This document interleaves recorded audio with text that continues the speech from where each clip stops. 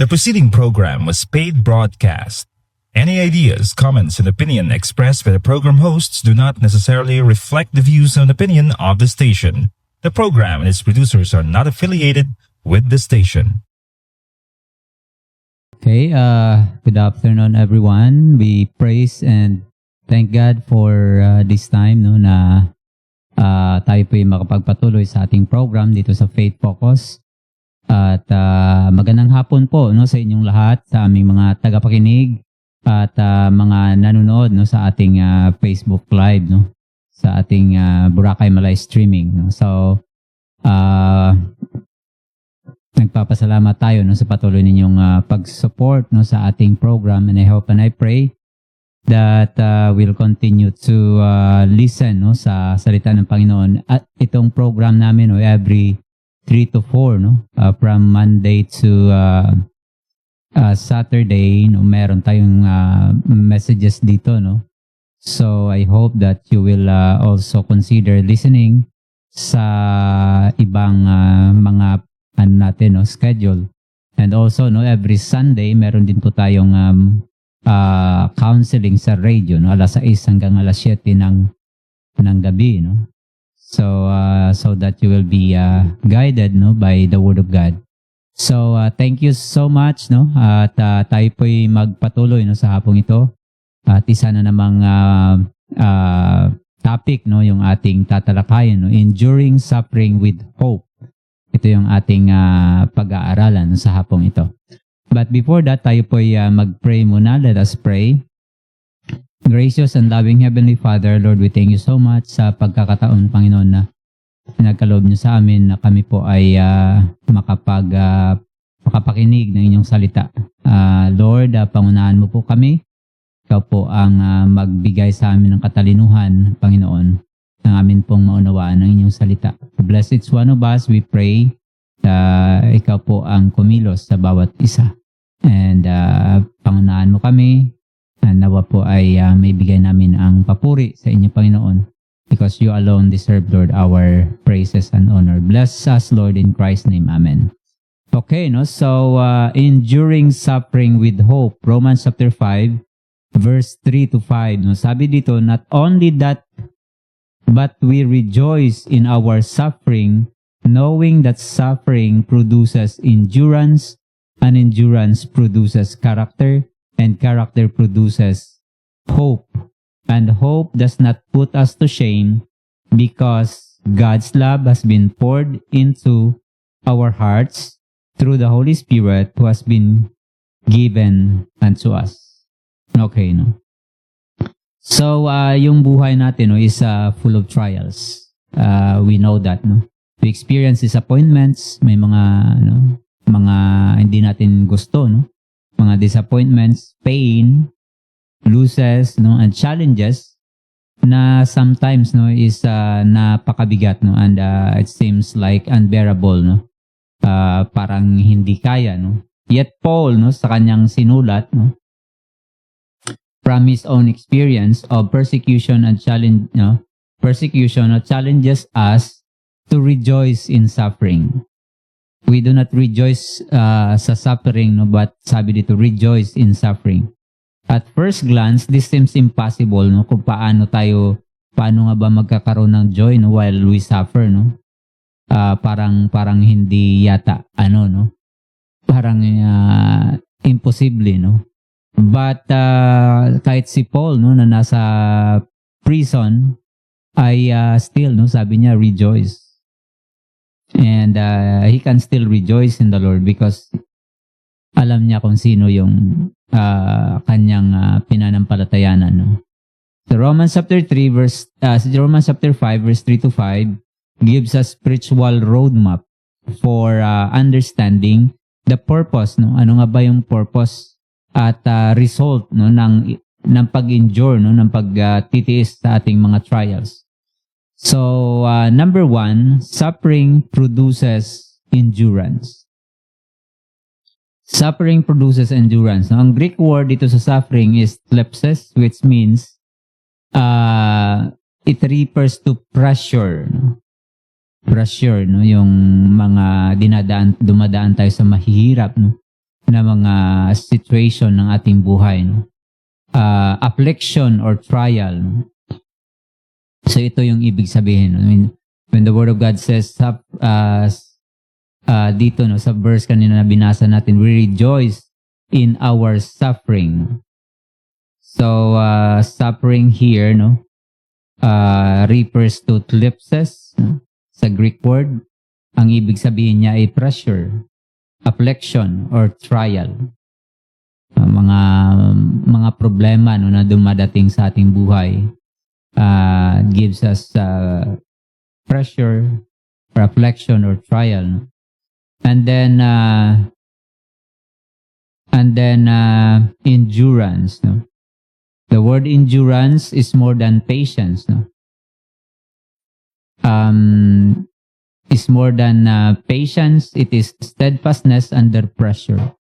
Pag sinabi nating steadfastness, na makakapag-timpi ka lang, na makapagtiis habang sumasailalim ka, no, sa pagsubok, no, sa mga may hihirap na situation ng ating buhay. So, yun po yung ibig sabihin ng endurance, no? You can bear, no? You have that patience, no, to endure the trials and the hardships, no. So just as kagaya nga ng muscle, no, bago ito mag-grow, no, mag-grow lang ito when exercised under resistance. In the same manner, no, yung ating faith. Faith matures when tested. Yung ating faith, no, is nag-grow siya, magmamature siya pagka merong pagsubok, no. So when we face trials, whether financial na difficulty, sa ating buhay, may mga difficulty tayo, no, financially, or illness, may mga sakit, no, karamdaman na tayo po ay pinagdadaanan, no, or relational na mga challenges. So those are pressures, di ba? Yung talagang sinusubok yung ating tatag, no? Sinusubok yung ating pagkatao, no, ng mga problema, no? So when we face trials, whether financial difficulty, illness, or relational challenges, we are invited, no, to respond with patience and perseverance. So during trials, we have the chance, no, to show itong character na ito, no, that we can endure, we can tayo po'y makapagpatuloy, no, tiis, no, under pressure. Yun bang you can still compose yourself, no, as Christians. Meron kang pagtitiis, no. So when we face trials, whether financial or illness or relational na challenges, where meron tayong pagkakataon na mag-respond ng pasensya, no? Ng perseverance to continue on, to keep on going, trusting that God is refining us. So how do we respond when trials come along the way, no, sa ating buhay? Do we respond with patience? Do we respond with perseverance? Yun po yung maidudulot, no, ng trials sa ating buhay. When we are being tried, no, itong patience natin at saka yung perseverance, no. If we are, no, right with God, no, so we can respond with patience and perseverance. How God sustains you during trials. Paano ka ba na-sustain ng Panginoon during trials? I know may mga kwento tayo, no, kung paano tayo na-sustain ng Panginoon sa ating mga trials. Lahat tayo may mga kanya-kanyang kwento kung paano tayo nakaabot, no, sa ating time ngayon, no, without losing hope. Diba? Marami nang nag-give up sa buhay, no? Marami na tayong narinig, no, na that they really, no, ended their life because, di nila nakayanan yung problema. But we praise and thank God that we are still alive, no, as of this moment. And we endure hardship. I don't know kung anong hardship, mga pressure na dumating sa buhay mo. But look at you now, no? You're still here, listening to the Word of God, no? And is healthy. So God has a purpose, no, sa iyong buhay.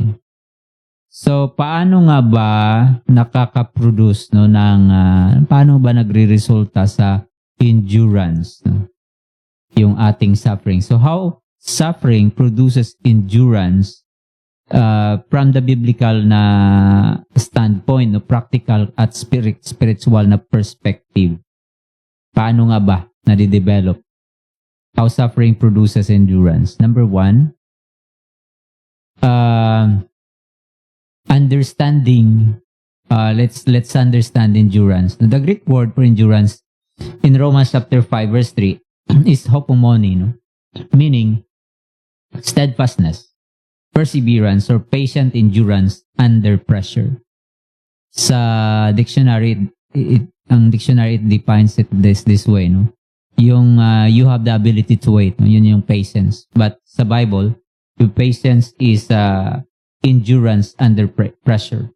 You can endure even you are undergoing sa pressure. You can still compose yourself. Pwede ka namang mag-wait, eh. You can wait but you don't have a good behavior, no, while waiting. But the biblical perspective of patience is this, no? That you can remain faithful, trusting God even, no, merong trials. Yun yung definition sa Bible. So the mechanism, ano ba yung mechanism? How suffering produces endurance? Paano nga ba nagpo-produce ng endurance itong suffering? Number one, trials test our faith. Yung mga pagsubok, no, ay talagang natetest yung ating faith, yung ating pagtitiwala sa Panginoon. Suffering reveals the strength and authenticity of our faith. Yung suffering, ito yung ito yung nag-catalyst ito, no. It will reveal yung trials, no? Kasi pag okay lang yung life, hindi mo naman makikita yung sarili mo, kung sino ka. How do you respond? But when trials strikes you, it reveals the strength, yung lakas ng iyong pananampalataya, at yung kung gaano ito katotoo. Totoo ba yung ating faith? Kasi yung faith, it should be tested. Faith that cannot be tested, no? Faith without test, no, it cannot be trusted. So yung pananampalataya na walang pagsubok ay hindi po yun maaasahan. Ang maaasahan lang ay pagka yung ating faith ay na-test and it become what? It found out na 100% genuine. So, number one is that suffering reveals the strength and authenticity of our faith. So, when trials comes along your way, how do you respond? How do this suffering and pressure reveal who you are? Nakikita mo yung sarili mo, no? Kung paano ka mag-react. It's either, dalawa lang naman yan. It's either you react positively or negatively. When trial strikes you, you respond with prayer, and being close to God, no, remaining close to God, or else, no, you will resent and rebel against rejection, no? Yung may rejection tayo. I hope na hindi rejection yung ating response, rather We respond with steadfastness. We respond with patience. So suffering reveals the strength. So probably ikaw ay meron na ring test na pinagdaanan sa buhay. How did the test or trials test you? Anong pinakita? Paano ka nag-respond? So in that response, makikita mo rin, malalaman mo kung sino ka at anong faith meron ka. Do you have a genuine faith? Do you have a authentic na faith? Do you have a strong faith sa Panginoon? When life is comfortable, faith can be superficial. Mababaw lang yung pagka comfortable yung life. Yung ating faith could be superficial. Pwedeng pakita ang tao lang. Pwedeng ginagawa lang natin but when our faith is tested, diyan masusubok kung kanino tayo kumakapit. So when life is comfortable, faith can be superficial, no? Pressure exposes the depth of our trust in God. Ang mga pressure, mga pagsubok, no, yun yung mag-i-expose. Makikita mo kung sino ka, no? Kung gaano nakalalim ang ating pagtitiwala sa ating Panginoon when our faith is tested. Job's faith was tested through intense suffering. Yung pananampalataya ni Job sa Panginoon ay nasubok ng napakabigat ng mga problema at mga kabigatan sa buhay. No? So, Job's faith was tested through intense suffering, and his endurance became a testimony to God's faithfulness. So yung kanyang endurance, no, ay naging testimony ng kanyang faithfulness sa Panginoon. Because Job, as we know, endured the trials, no. Nagtiis si Job. Nakayanan niyang mapagdaanan, no, itong problema, yung problema sa buhay niya. If you don't know who Job is, Job was during his time, he's the richest man. Marami siyang pag-aari, marami siyang mga livestocks, no? Marami siyang mga alaga, no, na hayop. Nung una nasusukat yung yaman ng tao sa kanyang mga livestocks. And Job has a lot of it, no? Napakarami niyang alaga, no? At siya ay isa sa pinakamayaman na tao sa kanilang lugar, no, during his time. But during merong isang pagkakataon, no, it happens in just one day na lahat ng kanyang pag-aari, including ng kanyang mga anak, no, at including yung kanyang health, ay nawala sa kanya. No? Kinuha ng Panginoon yung kanyang mga pag-aari, yung kanyang mga anak ay namatay, at siya ay nagkaroon ng sakit. No? So, doon, no, sa mga pagsubok na yun, matinding pagsubok, si Job ay nanatili, no, na matatag. Yung kanyang pananampalataya sa Panginoon ay nakita, no, na hindi natitinag ng mga problema. No? So, how about us? When sufferings and trials comes along the way, how do we respond? Do we respond like Job? Nagiging matatag ba lalo yung ating pananampalataya sa Panginoon? Is it at that moment that we really trust God more and more? Or in that moment, yung ating pananampalataya ay lumalambot, no? And then, we reject the working of God sa ating buhay. So it's either of the two, no? So the mechanism how suffering produces endurance, number 1, trials test our faith. Number 2, trials teach dependence on God. Yung trials ang magtuturo sa atin ng pananampalataya, yung dependence, no, yung umasa tayo sa Panginoon. Na siya lang yung ating aasahan, no? Wala nang iba, no? Because trials will really teach us a lesson na hindi tayo Superman, no? Na hindi lahat ng bagay ay kaya natin. At some point, we will fail. At some point, yung ating abilities, yung ating resources, yung ating lahat na meron tayo will fail. At you will realize that you need someone. Diyan mo marirealize na kailangan mo yung Panginoon.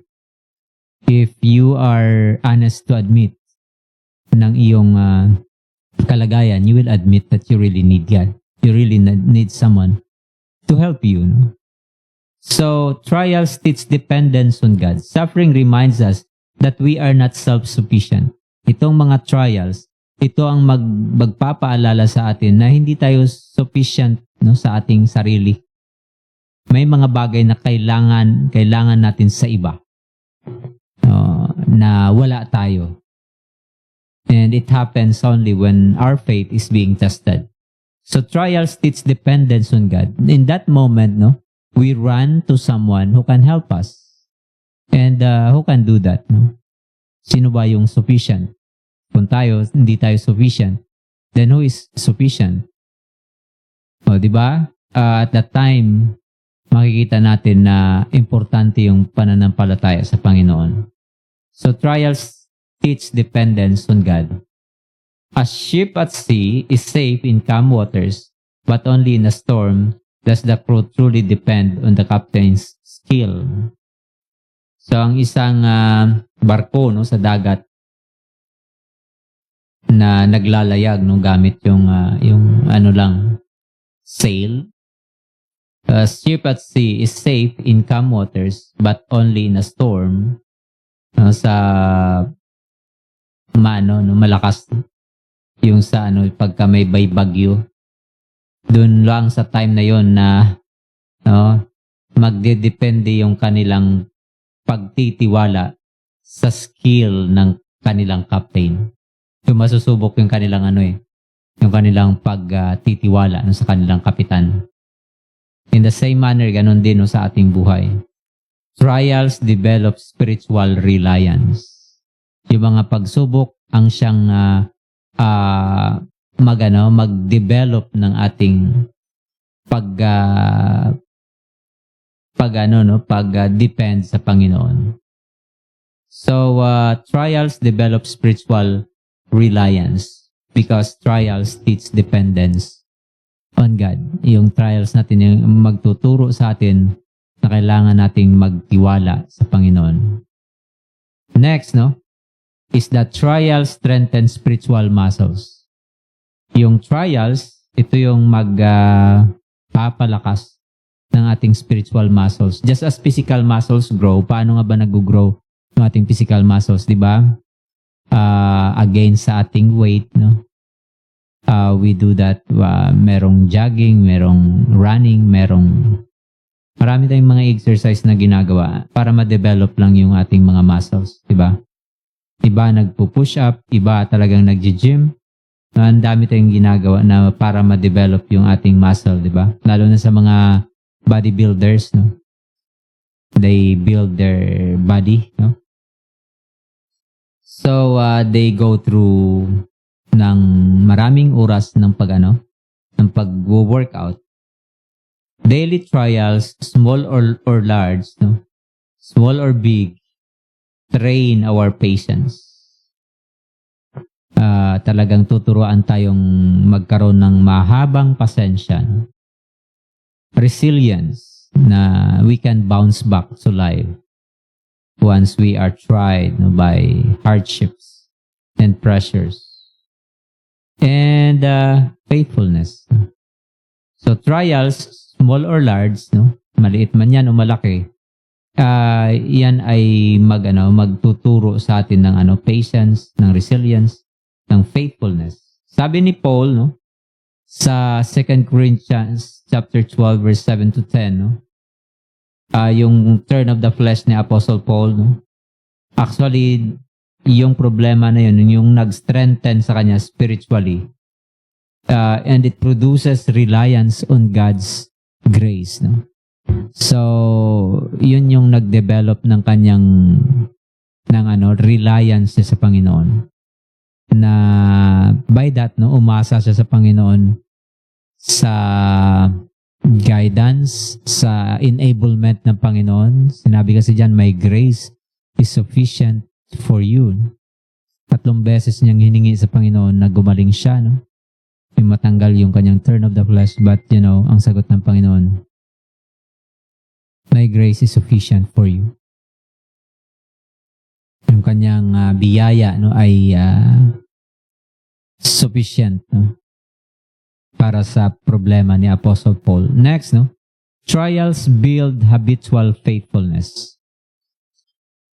Nung pandemic, no, nasubok, maraming taong nasubok, mga Christians, no, and napakaraming gawain yung nasimulan dahil sa pandemic, no. Ang daming mga tao na naghanap ng kanilang, di ba, sandalan, no? But because, we humans are limited. Hindi tayo sufficient by our own. Di ba? Na-develop yung tiwala ng tao sa Panginoon. At nagkaroon sila ng habit na mag-pray every morning, magbasa ng Bible. Di ba? Na-develop yung mga ganun. During those hard times, na-develop yung spiritual, no, na habit.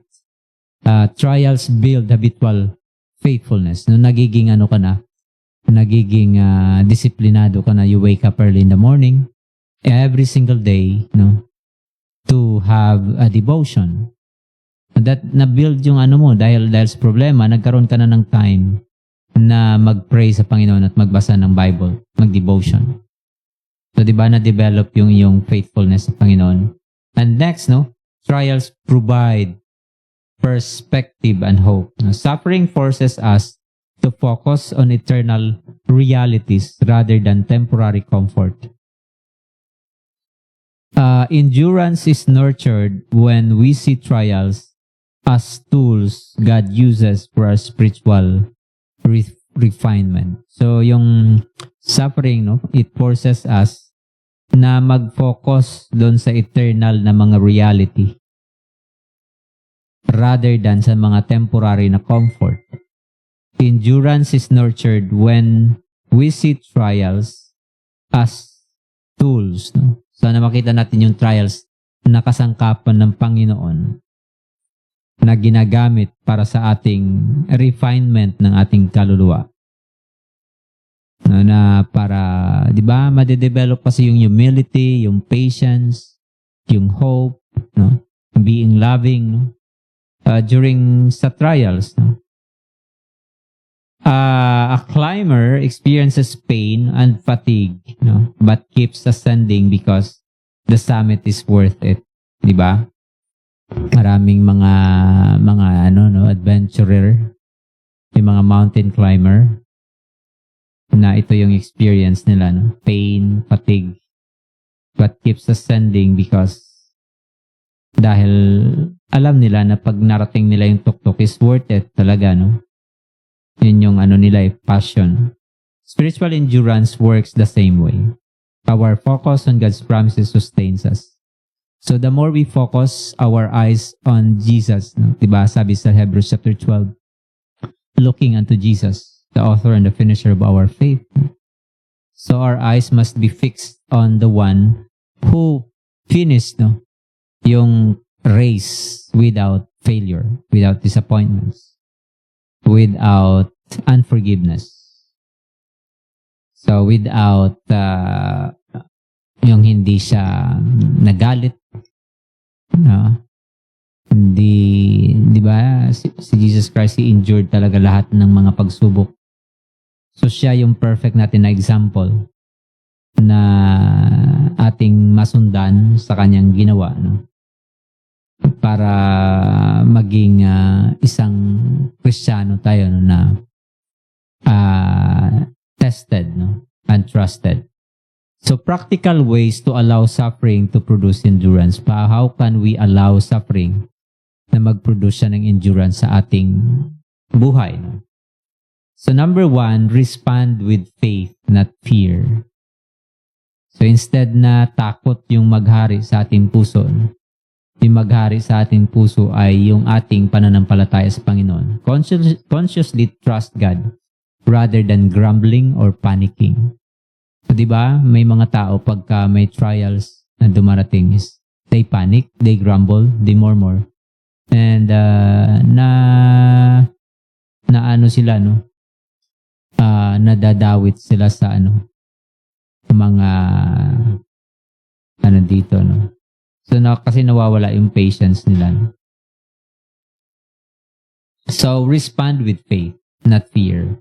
Consciously trust God rather than grumbling or panicking. So wag sana tayong mag-grumble, mag-panic kung merong problema, no? But rather yung ating trust yung ma-develop, no? Trust natin sa Panginoon. Next is meditate on God's Word. So we need to meditate on the Word of God. And these are the practical ways to allow suffering para mag-develop ang suffering ng endurance sa atin is number 1, respond with faith. Hindi ng takot, no? Consciously trust God. It is what? It is intentional. You have to exercise it, no? To trust God rather than grumbling or magpanic. Number 3 is that meditate on God's Word. So ito yung mga practical na mga pamamaraan. Paano natin hayaan na yung ating mga pagsubok ay maglikha, magresulta sa ating endurance at patience. So meditate on God's Word. Scriptures about God's faithfulness anchor your soul during trials. Na makita mo doon that my God shall supply all your needs. Ang daming mga promises, di ba, sa Bible? I can do all things through Christ who strengtheneth me. So, yung mga encouragement na yan ay mangyayari lang, no, na maano natin yan. Malaman natin yan when we what? When we read the Word of God. So, meditate on the Word of God. That is our tool, no, to survive, no, and to endure yung pressure. No? The next is pray persistently. Prayer strengthens trust and cultivates patience. When we pray, our prayer, no, ating prayer, ang magde-develop sa atin ng trust and makultivate yung ating patience. Diba? Sa prayer, through prayer, when we come to God, no, it's not about lang, kasi the more, no, the more frequent we come to God, nade-develop talaga yung patience natin, yung ating discipline, na hindi lahat ng ating panalangin ay sagot agad. In a matter of second, meron na agad sagot. Hindi ganun nangyayari yun. You have to wait. And in prayer, made-develop yung ating patience. Diba? So, pray persistently. Prayer strengthens trust. And it cultivates patience. Yung nagagawa ng prayer, na akala natin sa prayer, yung ating, yung benefits ng prayer is yung answer ng Panginoon doon sa ating prayer, no? Yes, no, that is part of, but, the most important thing is that the character it develops in you while doing so. Na habang nagpi-pray ka, na-develop yung patience. Imagine, no, you give time every single day. You wake up early in the morning, no, and then before going to bed, you pray. So na-develop yung ating character by praying. So pray persistently. Prayer strengthens trust and cultivates patience. Next is seek support, no? Fellowship and encouragement from other believers help maintain endurance. Ito ay hindi mangyayari kung tayo po ay hindi nag-church or hindi tayo so dapat, no, you seek support of fellow believers, no? So because fellowship and encouragement from other believers help maintain endurance. So mai-endure mo yung problema, trials. So that's why you need to seek the help of other Christians. Next is reflect, no? Yung illustration diyan is yung isang uling as to compare dun sa maraming uling. Mas matagal magningas yung maraming uling as to compare sa nag-iisa. Try to isolate one piece of coal sa fireplace, and you will see the difference between those who are in in corporate na nandun sila, no? Yeah, just like sa atin, no? As Christians, we must be seeking the support of other Christians, diba? So next is reflect on past victories. Remember how God delivered you previously. Paano nga ba naging faithful yung Panginoon sa buhay mo nung mga nakaraan? Diba? Makikita natin yan. And that's why we are being encouraged to, to testify the goodness of God. To have your testimony. Ang iba, sinusulat nila, nagjo-journal sila. Kung gaano tapat at kabuti ang Panginoon. And then, time to time, binabalikan nila yon, lalo na pag may problema sila. It encourages them to go on. Why? Because of the past victories that God has allowed them to experience. And by that, they become strong enough to face another challenge sa kanilang buhay. Suffering is God's refiner's tool. Ito yung pamaraan ng Panginoon na ang ating mga karakter ay masubok at ma-refine tayo. Kasi, di ba, God is in a process of sanctifying our character.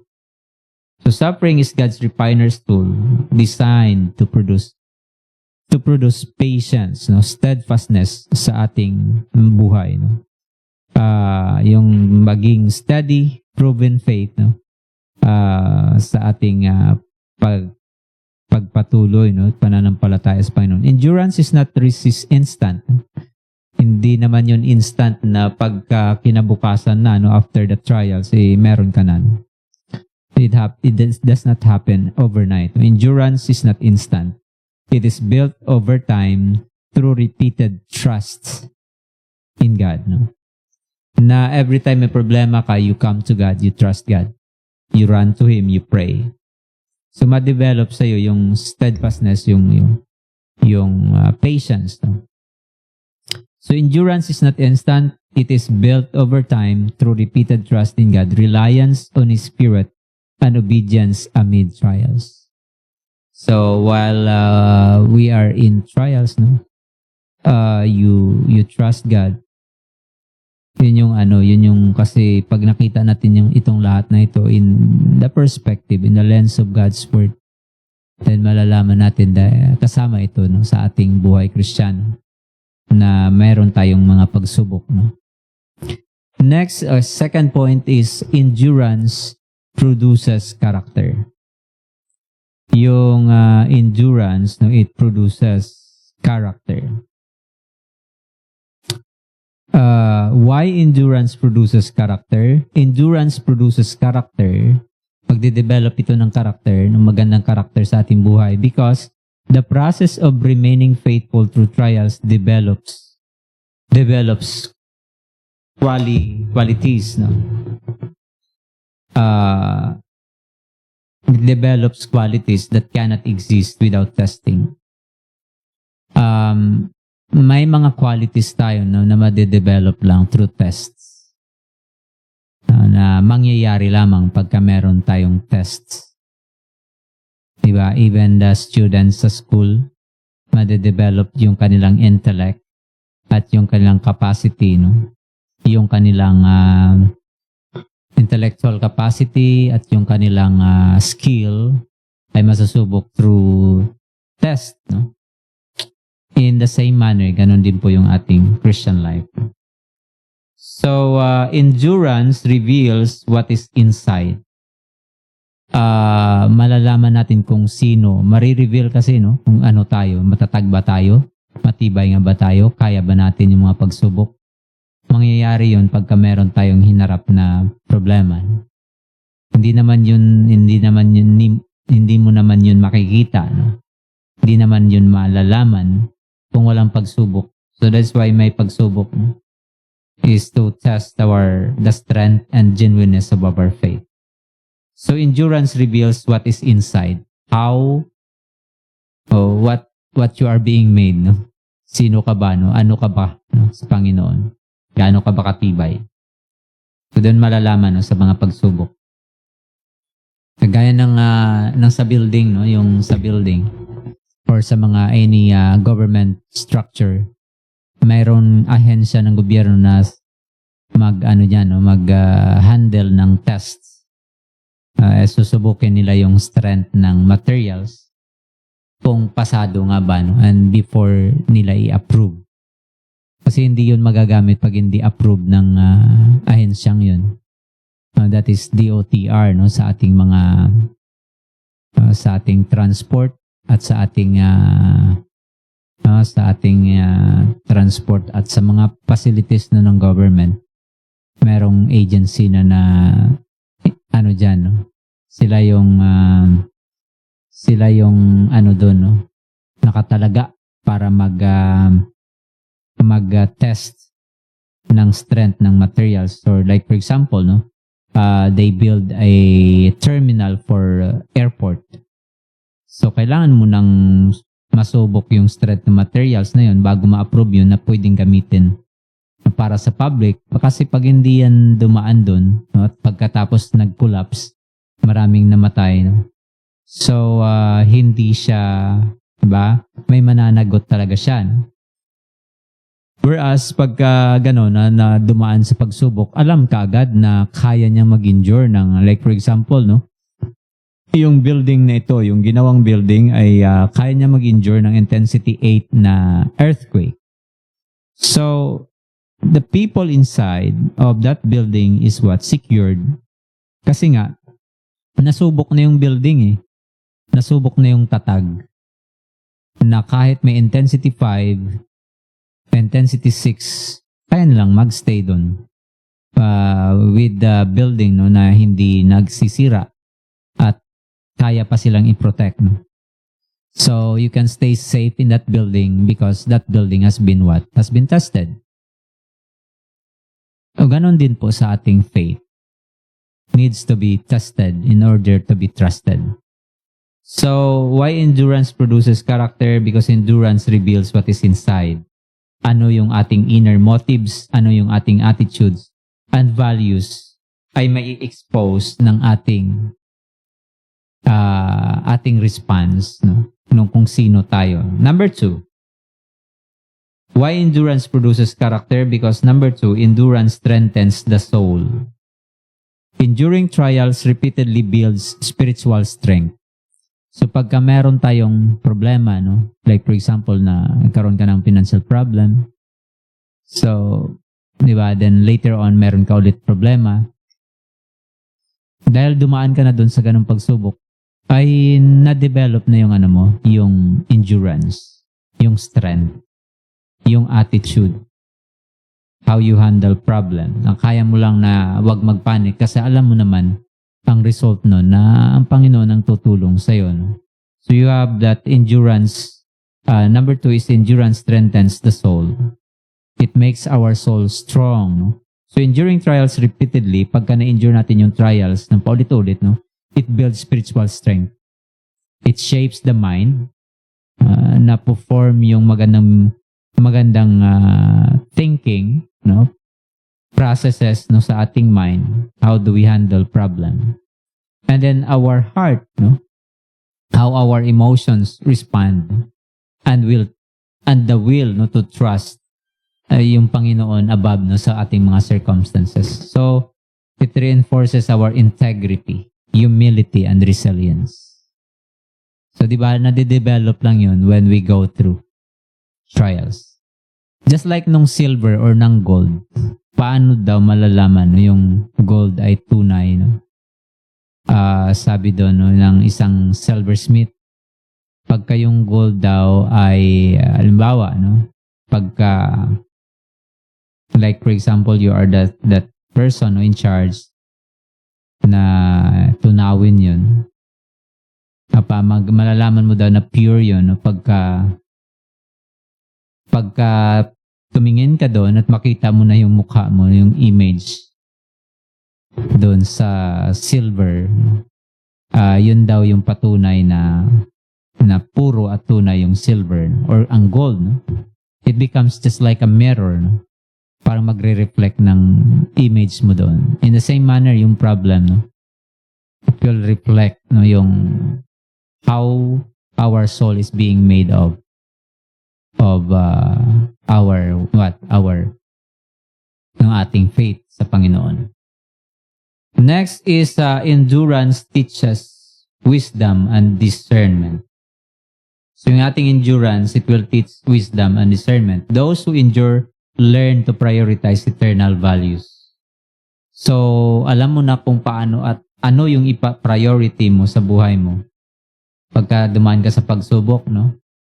Alam mo na kasi yung mga yung mga consequence at yung mga masasakit na bagay, no? Pagka tayo ay hindi sumusunod, no? Di ba?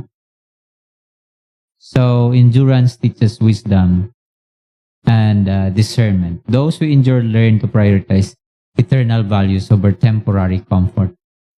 Character develops as we make choices in alignment with God's truth. Next is endurance cultivates Christ-like qualities. Yung ating endurance, magko-cultivate siya, magno-nurture siya ng Christ-like na mga qualities. Patience, compassion, humility, yun yung madidevelop. It will be cultivated. Nai-enhance, nade-develop, nako-cultivate itong ating pasensya, itong ating pagmamahal, yung ating pagpapakumbaba, no? Perseverance and self-control grow in a believer who endures. So mag-grow lang yung ating self-control, no? At saka yung ating perseverance sa isang taong nagtitiis, no, nakaka-endure. No? So the more we rely on God in hardship, the more we reflect His character. So the more we rely, the more we reflect the character of God to the world. So just like for example si Joseph, no? Joseph endured betrayal. He also endured slavery and unjust na mga bagay like na in prison si Joseph, no? Na hindi naman siya gumawa ng kasalanan. Actually, he's being honest.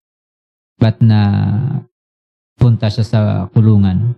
His endurance shaped his character into one capable of leadership, forgiveness, and wisdom that saved the nations. So, yun po yung nade-develop na sa ating puso, no? Once we go through trials sa ating buhay. No? Gold is refined by fire. Impurities are removed through intense heat. Similarly, yung trials refine our character. Burning away selfishness, no? Nawawala yung selfishness, yung pride, and reliance on the world. Pag merong, di ba, pag dumaan sa pagsubok, no, yung ating buhay, no, we become more and more, no, na, di ba, the more we trust in God. Kasi nga, when we trust ourselves, may mga limitations naman tayo. No? So nawawala yung ating pride, yung ating selfishness, at yung reliance natin sa kung sino pa dito sa mundo. Because, human being, as human being, no? We are finite. May limitations tayo. As to compare to God that He is infinite. Diba? He is infinitely wise. His wisdom cannot be fathomed. Diba, sabi ng Isaiah chapter 55, His ways are higher than our ways. So, saan tayo magtitiwala? Sa sarili natin na merong limitasyon? Or magtitiwala tayo sa Panginoon na mas makapangyarihan at mas matalino? No? Diba? It's nonsense, no, to depend on oneself na merong limitation, whereas may Panginoon na mas makapangyarihan at matalino. Diba? So, character is not formed in ease. Pagka we are sa komportabling situation, kahit yung isang bata, diba, try to experiment. Yung isang batang lumaki sa hirap at yung isang batang lumaki sa masaganang buhay. And try to give them difficult tasks. You will see the difference. Di ba? So character is not formed in ease. It is formed in pressure. Just like diamonds. You cannot have diamonds without pressure. So, ganun din sa ating buhay. No? Endurance is a spiritual crucible that forges authentic, tested na pananampalataya. So, doon po nadidevelop yung isang tao, no, yung character. So, in application, no, how do we apply this sa ating buhay? Reflect on past trials. So, we need to reflect on past trials. Examine how God has used difficulties. Paano nga ba ginamit ng Panginoon yung difficulties to shape your integrity, your humility, your patience? So, this reinforces faith in His refining process. So, reflect no, doon sa past na mga trials. Paano nga ba? No? Paano tayo tinulungan ng Panginoon? Paano ginamit ng Panginoon yung ating mga trials to shape our integrity, to shape our humility. Respond to current. No? Number 2 is respond to current trials with faith. So, pag meron tayong inarap na trials at the moment, no? At the present, then respond with sa ating trials, no? Trials with faith. Recognize that your endurance today is producing spiritual maturity. Yung ating trials ngayon, it will produce spiritual maturity. So don't waste suffering by responding with bitterness or despair. So I hope and I pray that when we go through trials, we will not respond with bitterness and despair. Dapat no na we respond with hope and with faith no na may Panginoon na tumutulong. Next is view trials as growth tools no. Tools ito ng Panginoon kung paano niya tayo i-grow no. Encourage the congregation, encourage natin yung bawat isa no to see challenges na ma-encourage tayo no, na yung makita natin yung challenges in the lens of God no na yung challenges no, will make us a better person na later on no kahit tayo na lang mag-isa no, we can handle difficult situation because we have been no, in the past no sa ating buhay ay naharap na natin itong mga trials. Next is develop accountability. Engage with mature believers. So, engage with mature believers who can guide, correct, and encourage you as your character is formed. And the next is active cooperation no, sa Panginoon. So, pagka meron kasing trials, it's either in either way, no, mag-rebelde ka sa Panginoon or you cooperate with God. Either of the two, no, you respond no, doon sa no, either sa dalawang yun. Yung choices na meron tayo. So, the best choice is that you actively cooperate with God. Because without God, we can do nothing, no? As sabi sa John chapter 5, no, you remain sa Panginoon and, God will do something for you. Okay, no? And then, number 3, and then we will stop no, sa ating third point, no? Character produces hope. Now, character produces hope. Hope is the confident expectation of God's promises grounded in His love and faithfulness. Paul assures us that this hope does not disappoint because it anchored in God's love. So pagka yung ating hope no i-anchored in God's love no doon naka-connect no sa pagmamahal ng Panginoon, it will not disappoint us because we know that all of this no ay yung ating source is yung Panginoon na nagbigay ng buhay para sa atin. So, we're out of time na. So, thank you so much sa ating mga tagapakinig at sa ating mga nanonood no, sa hapong ito. We are so thankful no, sa inyong patuloy na pakikinig sa ating program and I hope and I pray na may napulot tayong lesson no, sa hapong ito patungkol sa mga tribulations, trials no, na dumarating sa ating buhay. Trials and those things ay ginagamit ng Panginoon. God uses suffering to build endurance, develop godly character, and cultivate hope that is anchored sa Panginoon. So God bless everyone. Thank you so much and see you tomorrow sa ating program sa counseling sa radio na alas 6 hanggang alas 7 ng gabi. God bless. Thank you so much.